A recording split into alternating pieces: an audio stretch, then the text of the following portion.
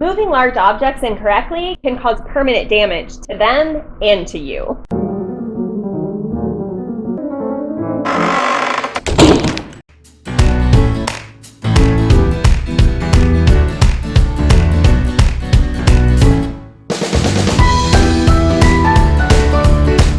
Welcome, I'm Tamara Hemmerlein. And I'm DePauw, and we're with Local History Services at the Indiana Historical Society. But today we're on location at Minnetrista Museum and Garden in Muncie, Indiana. And we're going to be talking about how to safely move large objects within your museum. When you're moving large objects, it can be a little nerve-wracking, but if you go slow and be careful, you'll have no problems at all. Where should we start when we're thinking about moving large objects? You actually want to start with yourself, making sure you have everything you need to be safe, like sturdy, non-slip shoes, even a back brace if that would help. Think about the size and weight of the object you need to move, and be very honest with yourself about your physical abilities to do so. A lot of times, most big objects are going to take 2 people at least to move them, and that's not only for the safety of the object, but also for the safety of those moving it. And if it's a really large item like a piano, consider hiring movers if needed. Is it okay to use furniture dollies, straps, or those furniture sliders? The only one of those I would ever suggest using is maybe a flat furniture dolly if you've got one that's stable and if the path that you're going to be taking is pretty smooth. But you always want to make sure that you've got someone there spotting whatever you're moving to make sure if it gets at all wiggly that someone's there to stop it. Straps are a little more difficult. I don't suggest using them, and furniture sliders, never a good idea because you have to physically push the item and that can put some stress on it. Ouch! I certainly don't want to cause any damage. Do you have any suggestions for how I can keep from doing that? Yeah, so whether you're moving something 3 feet or 3 floors, there are a couple things you need to do first. The very first thing is that you want to look for any places where something might separate.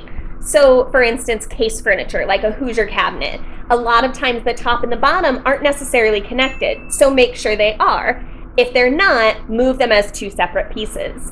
Also, check for anything that might have come apart even if it should be together, so like a tabletop that might have come loose.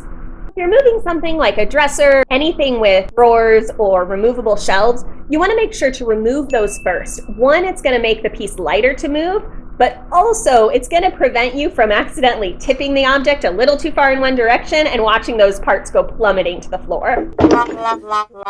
Other than loose pieces, is there anything I should watch for?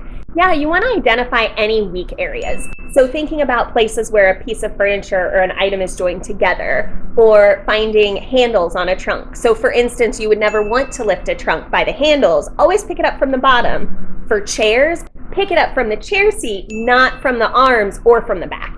So the last thing you want to do is make sure to be spatially aware. Check the doorways, check turning radiuses at hallways. Also, you want to look for things that might get in your way on your route. Are there low lights, low-headed sprinklers? Make sure that you and the object together can both get through safely. Because the last thing you want to do is be halfway to your destination carrying a large object and realize you can't make it. Do you have any tips for protecting the object while we're moving it? Yeah, so one of my favorite tips is to get those hollow core pool noodles, slit them up the side, and you can use those to wrap around the doorways in your institution. That way, when you're walking through a door, if you do happen to bump it, there's a little bit of protection. Also, if it works for how you're carrying and handling the object, you can even throw a packing blanket very carefully over the object, and that will also add a little bit of protection, just in case. One last thing. There is no such thing as too many helpers when moving large items. So making sure that you've got one, most likely 2 people actually moving the object, and then a 3rd person who can open doors, push elevator buttons, help you navigate where you're going are always useful.